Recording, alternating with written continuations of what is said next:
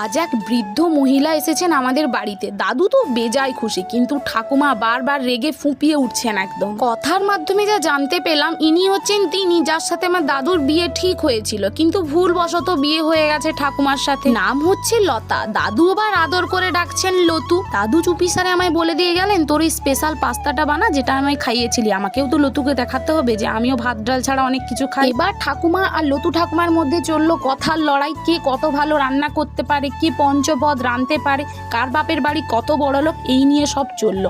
কথার মাধ্যমে এটা বোঝা গেল, লতু ঠাকুমা বললেন তাদের বাপের বাড়িতে এত বড় গোয়াল ঘর আছে, যদি বাছুর ছানা ঢোকে বাছুর নাকি বাচ্চা নিয়েও পারে বেরোয়। আমার ঠাকুমা আবার কিসে কম যায়, তিনিও বললেন তাদের বাপের বাড়িতে এমন বাঁশ বাগানে এমন বাঁশ ধরে যা নাকি চাঁদ অবধি পৌঁছায়। লতু ঠাকুমা বললেন, বাবা তাহলে বাঁশটা রাখো কোথায়, কেন তোমাদের গোয়াল ঘরে, তুমি কোনোদিন ঢুকে দেখোনি?